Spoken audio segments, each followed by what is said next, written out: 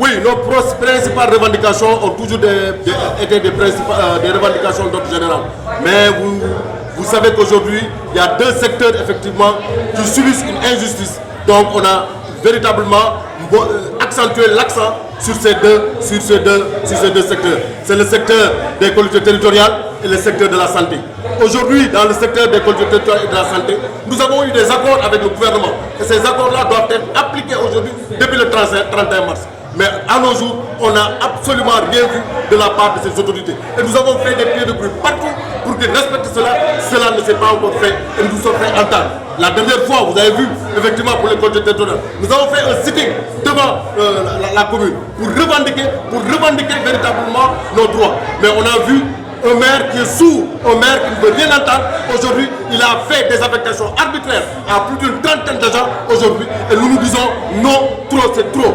Exactement, les travailleurs ont décidé aujourd'hui de se lever comme un seul homme, de revendiquer et d'appliquer pour effectivement que ces augmentations soient faites, soient appliquées. Sans quoi, on va paralyser toutes ces institutions aujourd'hui. Donc, cela dit encore une fois de plus que nous allons encore faire des grèves de 72 heures qui vont démarrer à partir de mardi. Mardi, mercredi, jeudi, les collectivités locales vont en grève de 72 heures. C'est pour montrer encore une fois de plus à nos dirigeants, surtout aux collectivités territoriales, d'appliquer ces augmentations de salaire. Ensuite, nous disons à l'État de prendre toute sa responsabilité. Parce que des accords ont été signés et lui-même, l'État même a accepté véritablement que ces augmentations doivent se faire. Donc si des élus locaux ne veulent pas l'appliquer, c'est à l'État véritablement de montrer toute sa force pour que force reste à la loi. Parce que c'est une loi qui autorise au travail des collectivités territoriales d'accepter et d'accéder à ces augmentations. Donc nous ne lâcherons pas, nous continuerons le combat jusqu'au jour où on va appliquer véritablement ces augmentations. Mais bien sûr, ces revendications tournent sur ces difficultés de ces deux secteurs dont je viens d'énumérer, qui sont la santé et les collectivités territoriales. Donc toute l'union régionale aujourd'hui de Ziguinchor se sont mobilisés comme un seul homme pour booster, pour encourager, pour accompagner ces deux secteurs qui sont les collectivités territoriales et la santé, pour que ces applications se matérialisent le plus rapidement possible, parce que le 31 mars, c'était le dernier jour de délai. Effectivement, à partir du 1er avril, on devait sentir ces augmentations. Aujourd'hui, l'union régionale, comme un seul homme, a dit non, il faut véritablement que l'État aille à cette application, que les autorités des collectivités territoriales comme de la santé acceptent effectivement à cette application des augmentations des salaires dans ces institutions.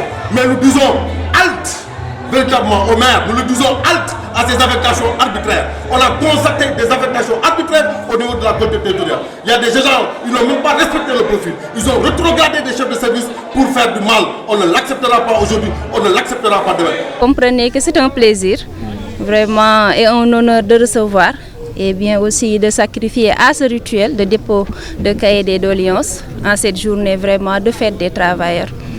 Donc, rappeler juste que l'État du Sénégal, depuis son accession à l'indépendance, a vraiment défini et toujours appliqué une politique de protection sociale, une politique de protection des travailleurs. Même si au fil des années, compte tenu du contexte économique et aussi des besoins vraiment de promouvoir une économie attractive, des flexibilités ont été notées, mais véritablement l'État a toujours protégé le salarié. Donc cet équilibre qu'il est en train de rechercher n'entame à rien cette protection qui a toujours existé.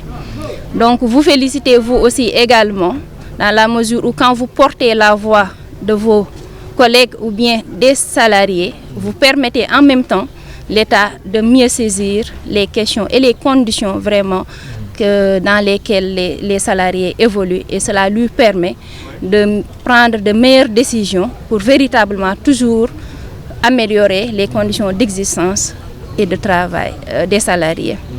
Donc aussi vous rassurer que ces cahiers et ces doléances qui ont été vraiment soumis à l'autorité, seront étudiés. Nous allons nous rapprocher de l'inspecteur régional du travail qui va véritablement en profondeur étudier le contenu de ces doléances, nous revenir, et ce qui est au niveau local ou bien ce qui concerne les autorités locales, vraiment des solutions seront apportées de concert avec vous, vraiment avec un dialogue qui serait établi.